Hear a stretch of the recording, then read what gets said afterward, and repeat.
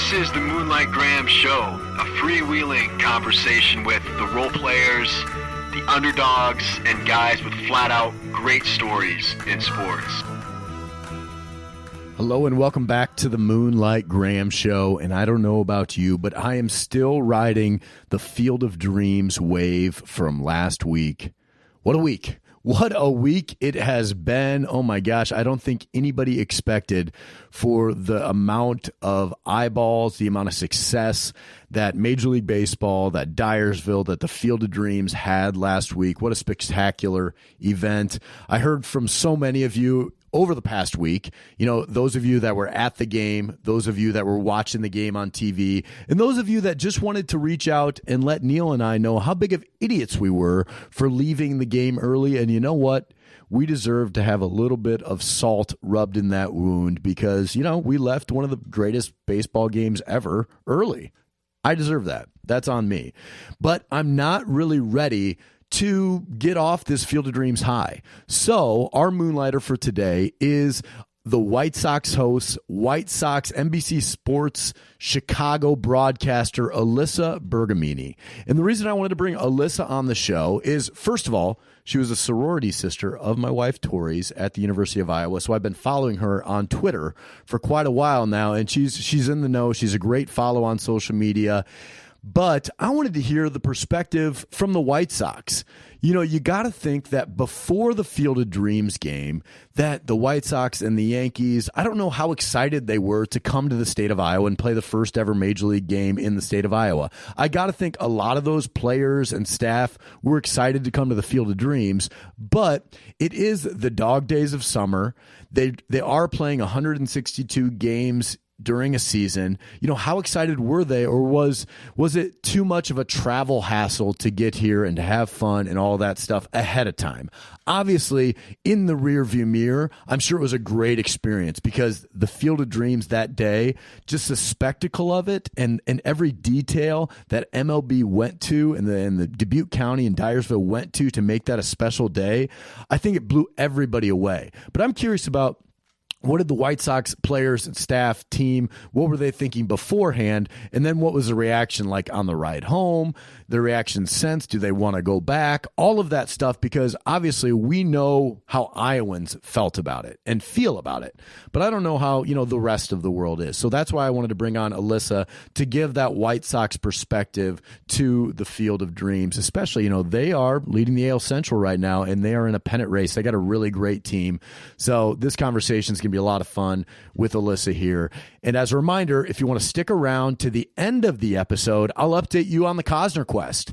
Obviously, we've made a lot of inroads to getting Kevin Costner here on the podcast over the past couple of months, especially over the past week. I think we've got a lot of updates on the Costner quest, so if you want to hear about that, that'll be at the end of the episode. I'm also going to have a couple of comments on the new announced Field of Dreams TV show, so that'll be at the end of the episode as well. Thanks so much for reaching out this past week. We sold a bunch of T-shirts off of our website this past week, and our online inventory messed up a little bit, so we oversold by a couple of T-shirts. I apologize for that. I'm going to reach out to those people individually, but we are printing more shirts, so some of those shirts everybody will get the shirt. It'll just be coming out a little bit late because we had to go back and print a few more because our online inventory was a little bit mixed up. But thank you for buying the shirt, supporting the show, and enjoy today's episode with Moonlighter Alyssa Bergamini.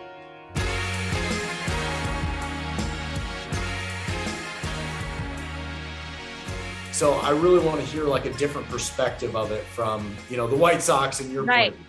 I mean, truthfully, when I heard about Field of Dreams, I do know that you guys had this podcast, and I love that you guys essentially coined it before anyone else could pretty much get to it.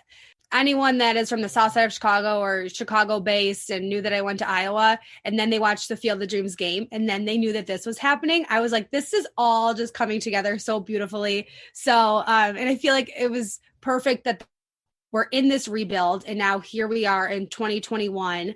Even if this happened last year, I don't think it would have been as great. So I'm all about everything happens for a reason. So I think this year, with the production value of Fox and just the White Sox, how they were in this rebuild and the whole, if you build it, they will come. And we came to Dyersville, Iowa. It all just, in my mind, was just like a Hollywood type of a day. It was. And I know you were there. We were there as well. What was that experience like for you being there that day? You went to school in Iowa, but you're from Chicago. Walk us through that day from your side of things. Because obviously our side of things, being an Iowan, I was floating on air like for 10 hours. But what was it like for you? And I think that's what I did love, is because I love all my friends from Iowa. I love anyone from Iowa. You guys are just cream of the crop, nicest people. So I was happy that, MLB could showcase what Iowa is truly about. I mean, even when I say to some people I went to University of Iowa, and if they're not familiar with like sports or the Big Ten, they're like, why did you go there? And I'm like, what do you mean, why did I go there? It was the best school, and I studied broadcast journalism. So when they announced that the Field of Dreams game was happening, this was in August 2019. Obviously pre-pandemic, I was so excited. Everything was still in the works.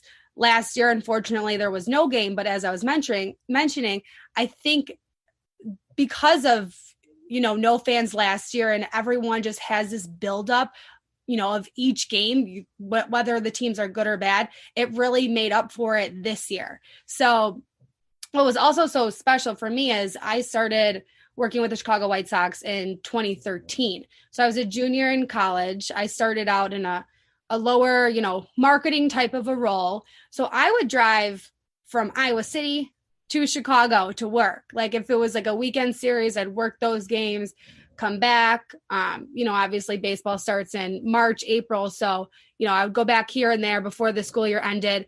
So it was so nice that this time I was driving from Chicago to Iowa to watch the White Sox play. So the whole ride down, I didn't know I was going to be so emotional about the whole thing. It was just so cool that, Rob Manfred, commissioner of MLB, was at the game. You're at the game and I'm walking the concourse and Jim Tomei is there, AJ Pierzynski. It was one of those days where it felt fake.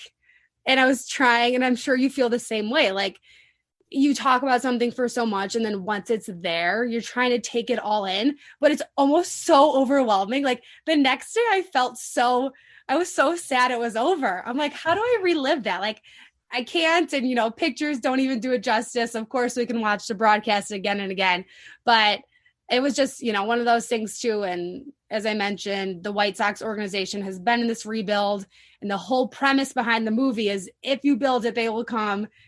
And we all came, and it was better than it could have been scripted. Like, no, I wouldn't change anything, even that top of the ninth when, the Yankees were beating us. I wouldn't even change any of that. Did you have an assignment that day, or were you there strictly as a fan? So funny story. I also work with Fox Sports as a production runner. I'm a freelance for them. I reached out to them maybe a month ago asking, hey, if you guys need any extra hands at the Field of Dreams game, I would love to be a part of that. I went to University of Iowa, work at White Sox. And again, the Fox crew, they're from LA. So they don't understand the Midwest as much, especially Dyersville, Iowa. For sure. So they originally told me, can you work? I was going to be there Tuesday, Wednesday, Thursday, helping with the setup of the Fox broadcast. And then they asked me how many miles I am from the stadium. And I was too honest. And I said 244 miles. And they were like, we can't accommodate that. And because it was such slim pickings with the hotels and, everything was heightened in that town, whether you're in Galena, Dubuque, Dyersville. So they were like, unfortunately, we can't accommodate that. And I was like, I will drive on my own dime. You don't have to pay for my hotel. Like at one point, I just want to be like, let me just work the game for free. I didn't care. So they shut me down. I was like, fine, I will live with that. White Sox reached out to Fox to have me be their MC, and Fox already had a third party set up for their MC. So I was like, another jab in the heart. Can't work that either. And again, this was an MLB Fox production. Even though it was a White Sox home game, it was not all White Sox staff. So then that all happened. And then Tuesday, 2 days before the game, an old coworker who knows I'm obviously a huge White Sox fan, work at the ballpark. he was like, would you like to go to the game? I was like, don't mess with me here. Are you serious? So I got a ticket 2 days before. And he's like, if you could get down to Dyersville, Iowa, it's all yours. So That's great. I never got in my car faster that Thursday. It was a 3-hour drive. I was in Iowa City the weekend before. I was like, I don't care. I'll make this drive again, even though it was a different highway this time. But so I wasn't even I was going, not going, ended up going. A roller coaster of emotions to begin with. Right. Yeah. I mean, I got a ticket 2 days before as well. So I know the feeling. Oh, okay. The scramble drill of, yes. Okay, I know I'm going to this game. I don't know how it's going to work, but I'm going to be there type of thing. That's how I was. I was like, I will figure this out some way, somehow. And I'm glad you got to go too. So being around the team, what was your perspective, or what did you think maybe their thoughts were coming into this game over the last couple of years? Were they excited about it, or did they see this ahead of time, not in hindsight, but ahead of time as being like, oh, this is going to be extra travel. We're not staying over the night in Dyersville. We got to maybe fly to Dubuque, bus over. You heard a lot of people kind of mock Iowa in that way, because all of the hotels were full. It was like Jesus being born in Bethlehem. There was no room at the inn. No room at the inn. So what was your perspective, like the team's attitude of this game before the game? What's so fun about this team is they are so young and they are so just down to do anything. Like if you think about it, a lot of these guys have been in the minor leagues for so long, or they're new to MLB. And I think anytime they get the chance to simply do anything within the White Sox organization or within MLB, they're pumped. And if you look at any of the photos from last week and them just in the cornfields, like Lucas Giolito's on the tractor. I know that I was in a part of when the players got to do all that, but I'm friends with a lot of the photographers that work on the team, and they were just saying how all the players, they also had their phones out, just taking pictures of everyone. So I think that they loved it. And I know that at first people were calling this more of a gimmicky game, and I don't think that's what it turned out to be at all. I think it was the opposite. It was going back to America's pastime. I mean, the one thing I really took away from the game too is everyone was pretty quiet in the beginning. And I'm used to 40,000 people at Guaranteed Rate Field, Southsiders. They've had a few drinks in them beforehand. I loved that the game was just back to the simplicity of it. And I think that's what made the whole day so beautiful, because everyone that was there, they wanted to be there. There was a reason why they were there, whether they were a White Sox, Yankees fan, a Reds fan, a Cardinals fan, whoever they may be. And you could just see, while you were watching the broadcast, how excited the players were to be there. I mean, we have Eloy Jimenez, who is the biggest personality. Jose Abreu, should be the captain of the team. He is just a leader of the organization. Lance Lynn, he's from Indiana, so he appreciates the Midwest, and, they all just soaked in every moment. And you could even see Liam Hendricks. I know he did an interview during the game on Fox, and just how excited they were to be there. So yes, I know that the travel is probably not the most ideal, but they travel all the time, and it's their job when it comes down to it. Yeah. I've heard some of the complaints about on TV, Smoltz commented a couple of times about, it's just really quiet here during the game. And I'll push back on that a little bit, because I was sitting in the heart of White Sox territory. Oh, okay. Section 15 down the line. Okay. It was loud and it was boisterous. Okay. And I think the big part of why it didn't translate to TV is because there's no stadium, right? There's no stadium to keep the sound in and the echo. So there's no buzz in the stadium. It all just goes up into the nighttime air. And that's kind of what really spoke to the silence of the game. People were texting me it's so quiet. And I'm like, not where I'm sitting. It's not. Yeah. See, maybe you were in a better spot than me, I should say. I was more, I was at the top row behind home plate. So I feel like I was kind of more with the corporate type of people. And I'm not a corporate type person. I wanted to maybe be in your spot, but I'm not going to be picky there. So I think maybe that's what it was too. And, I even messaged my boss, his title is the manager of game presentation. So he works closely with Gene Honda, who's a public address announcer. So they were up above me. Like I could turn around and I could see them. And I messaged my boss, Dan. I was like, why is it so quiet here? And he was like, oh no, is the music quiet? Are the videos quiet? And I was like, no, the production is great. I'm like, the fans are quiet. But again, I think I'm just used to, the octaves being really, really high. And again, it might have just been my seating arrangement. Right. So growing up, did you watch Field of Dreams? And the reason I ask is because my wife, Tori, who was in the same sorority as you were at Iowa, I don't think she'd ever seen the movie Field of Dreams until we got married. And then I forced her to watch it. And at the end of that movie, I'm crying when Ray and John are playing catch and hey, Dad, and all, because it's so personal to me being from Iowa. She's from Illinois. She didn't grow up a baseball fan necessarily, though she likes the Cubs. Yes. But like it didn't really connect with her until like she's seen it from my point of view over the last couple of years. Did you grow up on that movie? I don't truly remember if I watched it growing up, but I took a baseball in America class at University of Iowa. Yes. Who taught it? My God. I can only envision his face, and that's terrible. He was middle-aged man. I don't know his name. No way, a middle-aged man? I don't know. He was kind of dry. Like I would say he was like my favorite teacher by any stretch of imagination. But I know I took it my senior year, and not even as like a bullshit class or anything. I actually really wanted to take it because you couldn't minor in sports at University of Iowa, but you could take the sports classes. I still don't get that. But anyways, that's basically half of the class, I think, was either about Field of Dreams or 8 Men Out or the Black Sox scandal. So I was obsessed. Like I loved the class.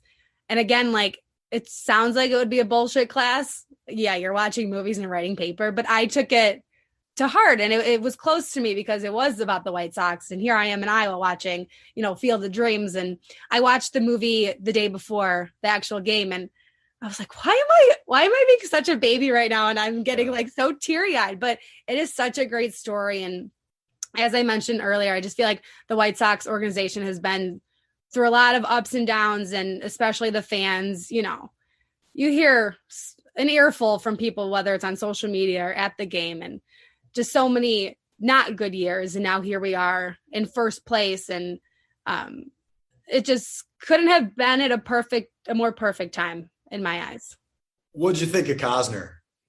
Oh, the dramatic entrance. Yeah. I loved it. And going back to like being all emotional and such, I ran into, his name is Pat Gorman. He's a cameraman for White Sox, and he was part of the pre-production crew. And I saw him before the game, and he was like, oh man, you're gonna really love pregame. He's like, you better be in your seats at 6 p.m. I was like, oh, I will be there. And I didn't know that they were gonna have Kevin Costner walk out so slow.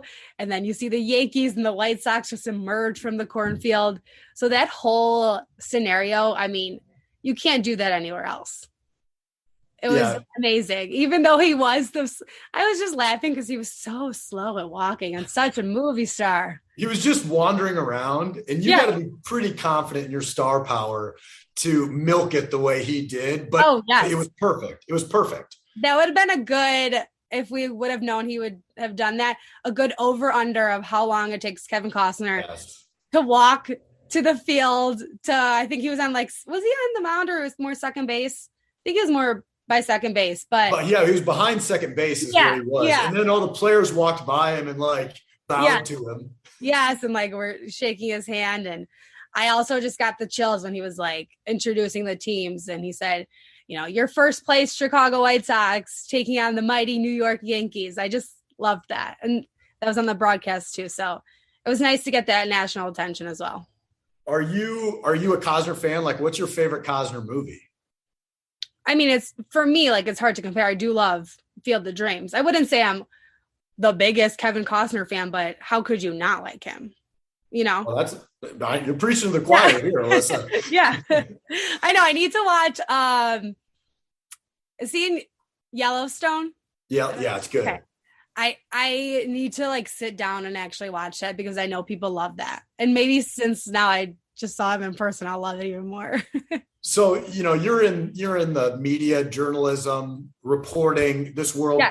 our goal here is to get Kevin Costner on the pod this season of the podcast, which is a tall task. Yeah. So if you were us, now we've gotten some good contact info, right? We've gotten some good numbers, good people connected with us, but what's the right approach to get like an A-lister on? Because it's not just about getting connected to the right people. It's about the timing, pitching it to them, the whole thing.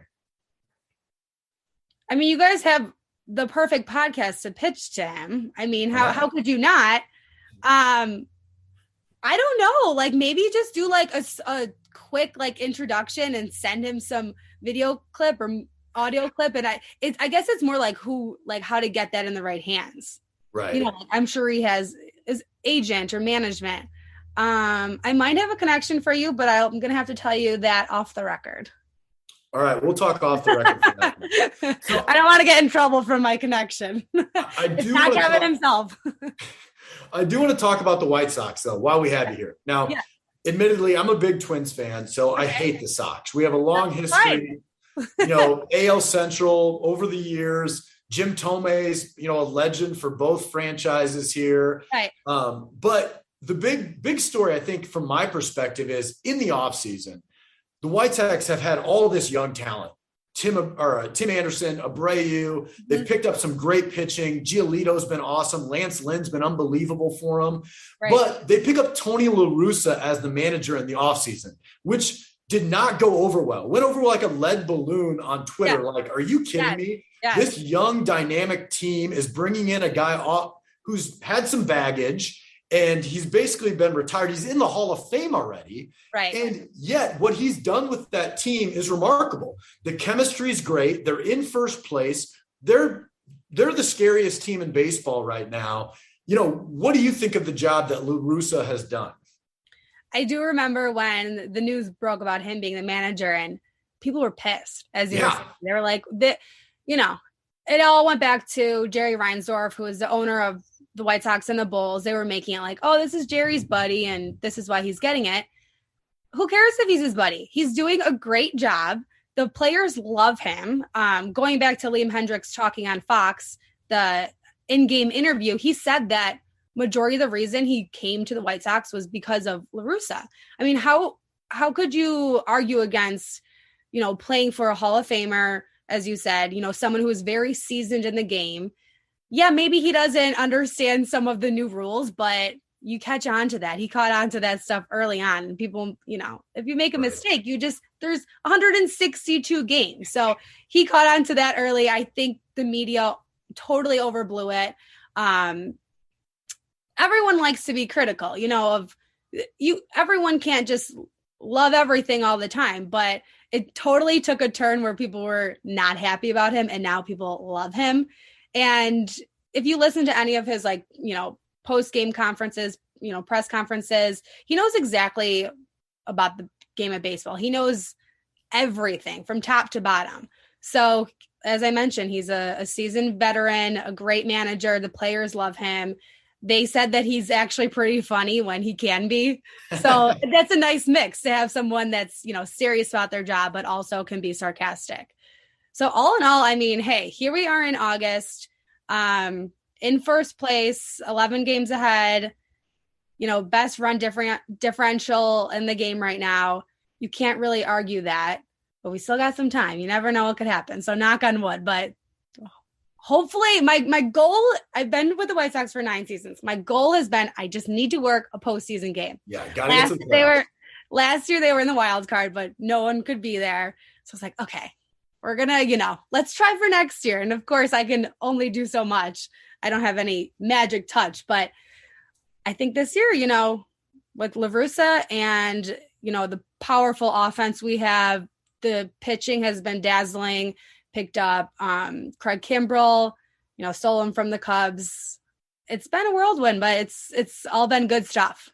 It feels like baseball's cool right now. It's cool. I love that you're saying that. You're right. It's like with over the last 10 years, I don't know how many times I could say that.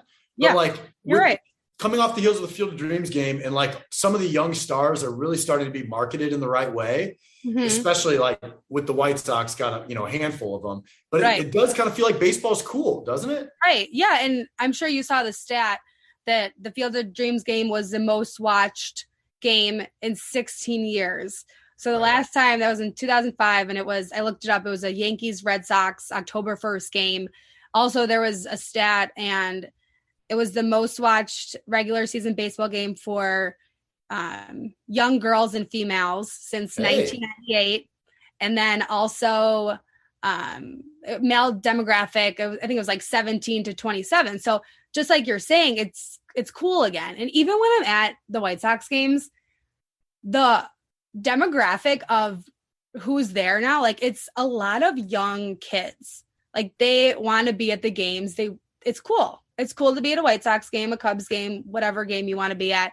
But they're, walking around and they're like, this is fun. Like, and I also think that last year no one could do anything. So now they're like, hell, look at all these games we could go to. Summertime sky, summertime, all around, all the stadiums. And it seems like it's a thing to do. We've had sellout crowds. The tailgating is simply insane. I get there 2 hours before first pitch, and, there's multiple parking lots at Guaranteed Rate Field. So multiple opportunities to tailgate, but everyone is getting there like 4 hours before the game.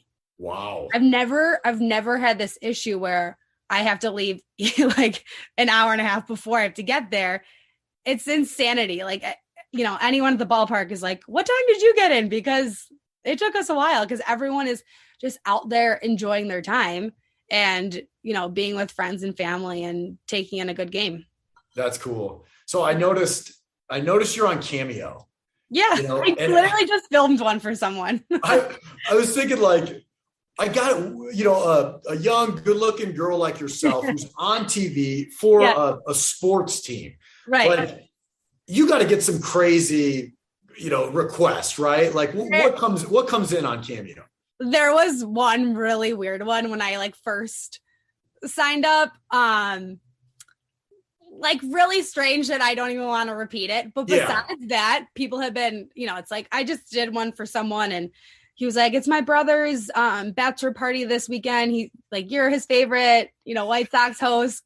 He doesn't want to get in the water. Can you tell him to get in the water? They're usually just funny and lighthearted.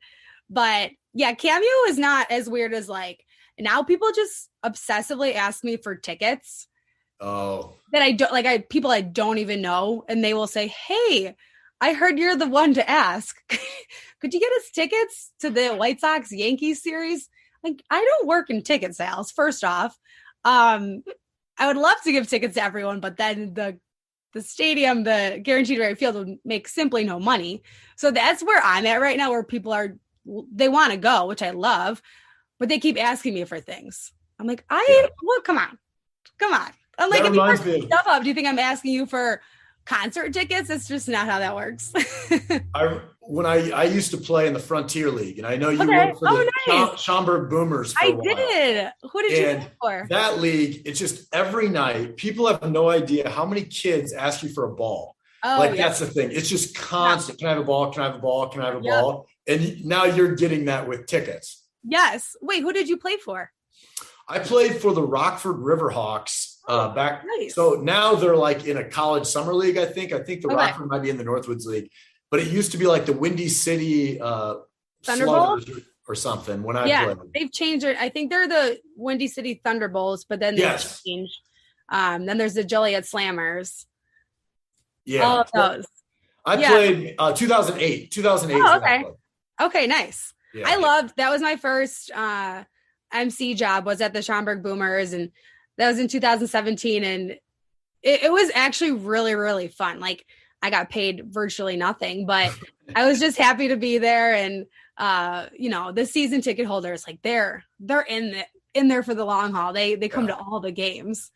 So that was fun. And that kind of set me up for also my job at White Sox. So it's always nice to start, small. And if you make some mistakes, no offense to the Schaumburg Boomers, but I'm just at the Schaumburg Boomers game. And I don't think anyone's going to, criticize me as much there. So that was a nice, first job. And the players were also nice. I got to interview a lot of them. I loved doing the post-game interviews.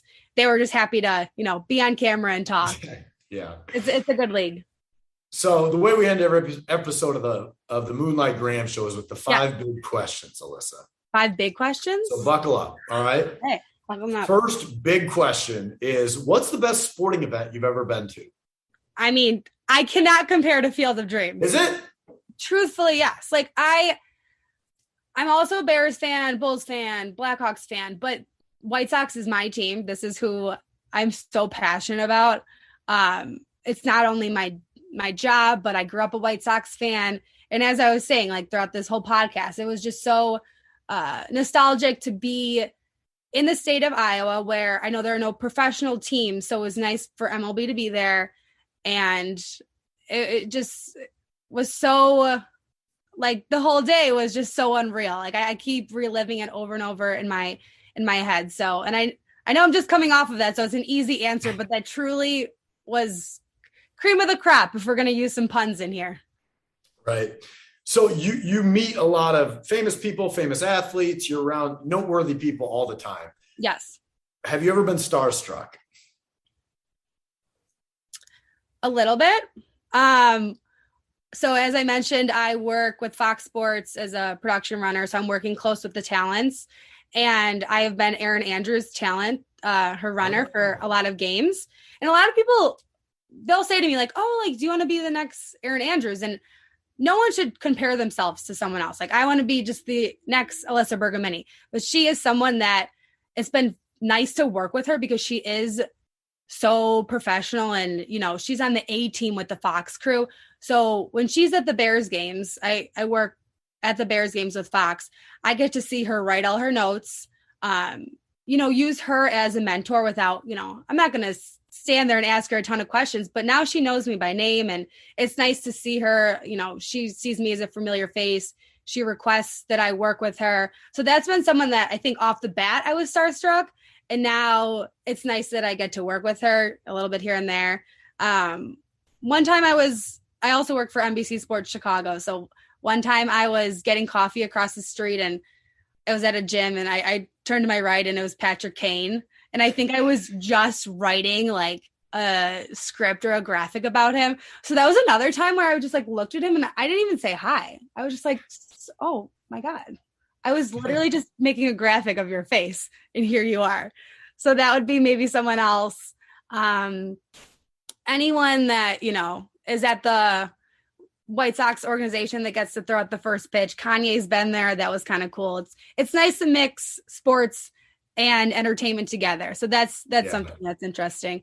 But yeah, I mean, I meet a lot of cool people, and you always get starstruck for a moment, and then you're like, okay, everyone, we're all just humans. We're all just people. Exactly. Yes. Yeah. That's kind of the cool thing about the Field of Dreams game is there wasn't that many people there, but most of them, right. A lot of them were noteworthy. Like everywhere you turned, there was somebody. And that was a really cool part of that game. So when you're on the road, whether you're doing drive time to Dyersville, Iowa, or driving up to the Schaumburg Boomers game, what's your go-to like meal on the road? Like your quick meal on the road? That's a good question. I don't know what's been going on, but I've been like really big into like turkey sandwiches this summer. So like when I went to Dyersville though, I was so excited. I couldn't really eat before. I just got a venti iced coffee. So for sure an iced coffee needs to be in my cup holder. Going to any, road game, or if I'm like flying, need an iced coffee. You need your caffeine. In terms of like candy, I got to have some Swedish Fish. That's that's my sweet choice. I like that. Swedish Fish. That doesn't sound like a good diet. Iced coffee, turkey sandwich, Swedish Fish. That's kind of the point, though, is when we're on the road, we all eat like crap. I'm a Culver's and Nutrageous guy. Yeah, you have to have something, and also the calories don't count on a road trip, not at all. Or the baseball game, they don't count.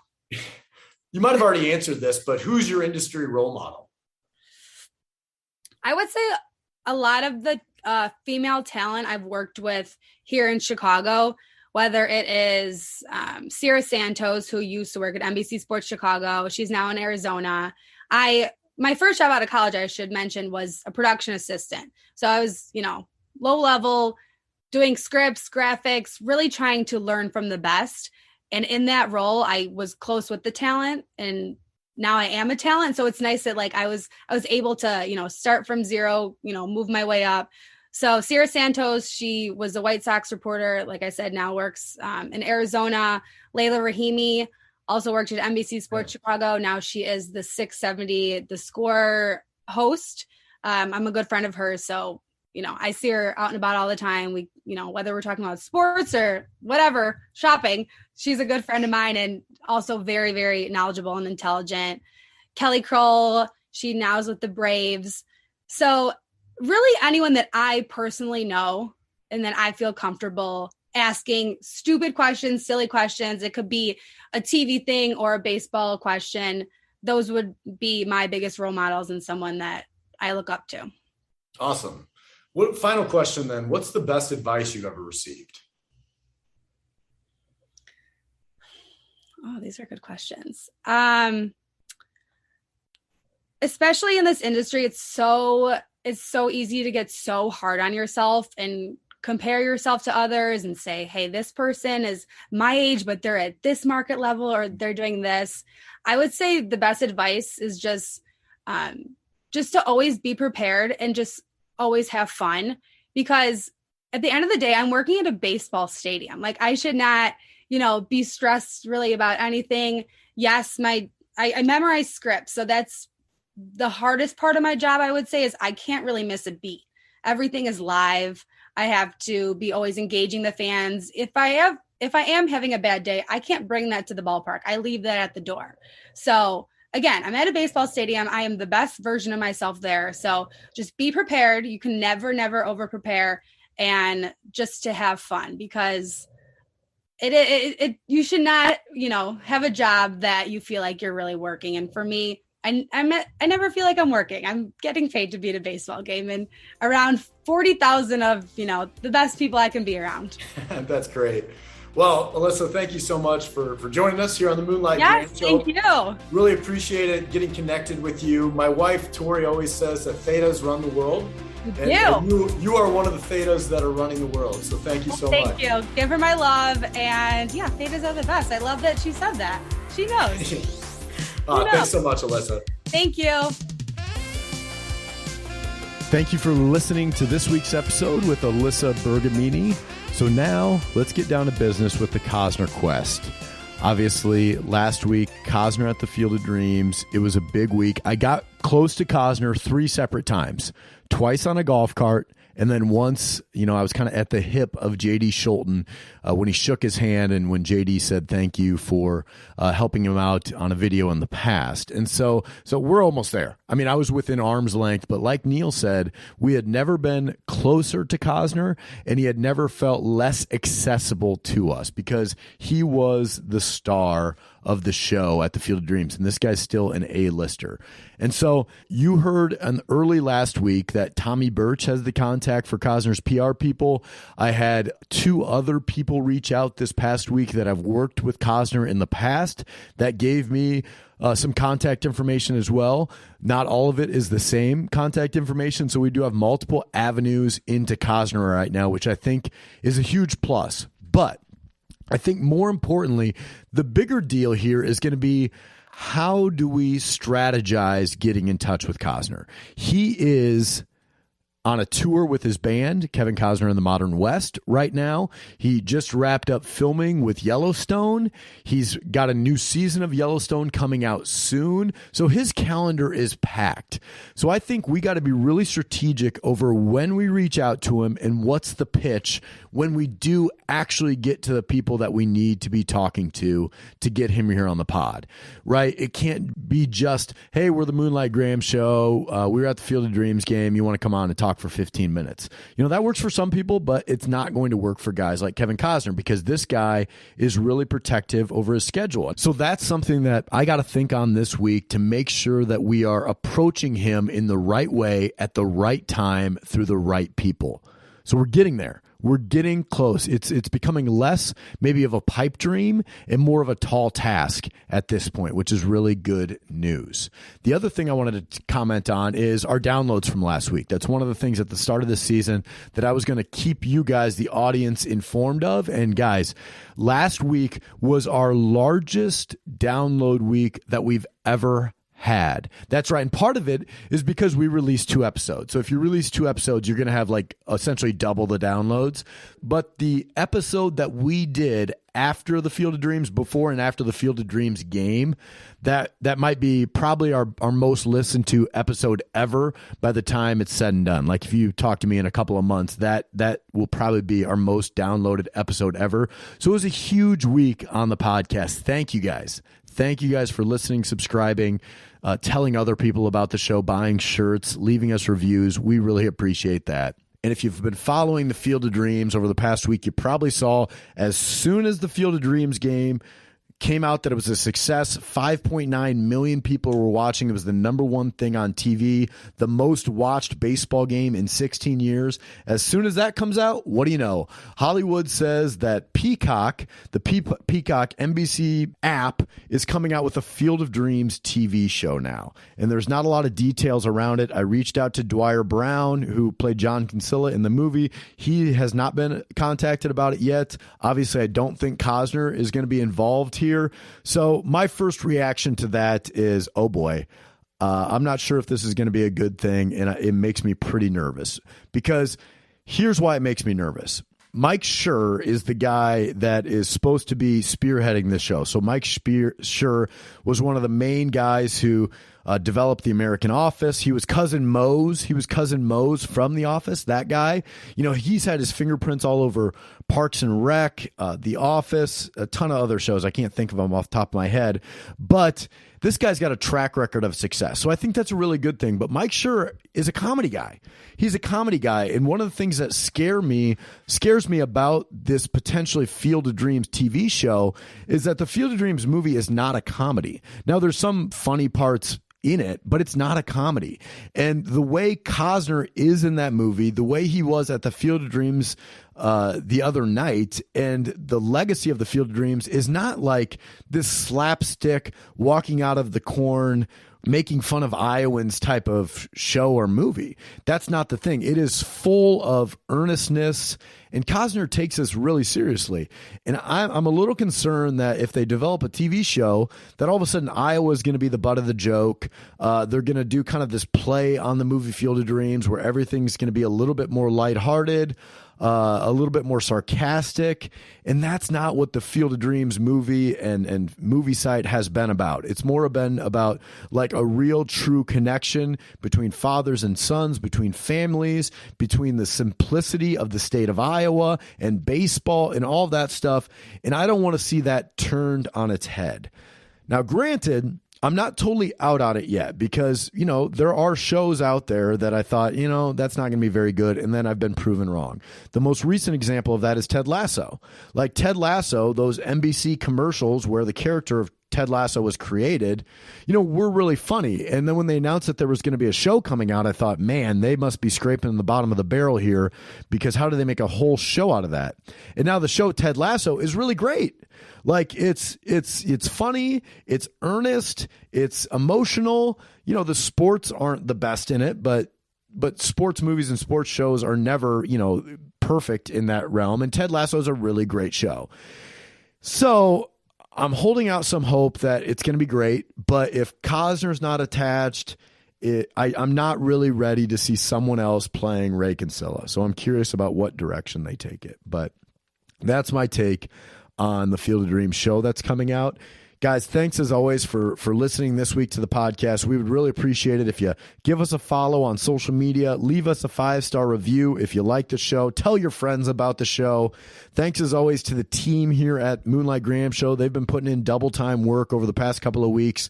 Tommy Griffin, the trusty co-host who writes all of our episode write-outs, write-ups. Brian Sandvig, the producer on the show, puts everything together. Brendan Gargano, the talented artist that does all of our artwork, our design work for our shirts, all that stuff, Brendan Gargano. And then, of course, my brothers Neil and Andy, who help me out with episode ideas, with interviews, and all that stuff. Thanks to all that team. And thank you guys, and have a great week. It's Moonlight Graham, yeah. It's a pretty good program, broadcasting to the heartland. Sports stories for the everyman. It's Moonlight Graham, yeah. Please follow us on Instagram. You're loving us on Twitter too. You download every pod we do. It's Moonlight Graham.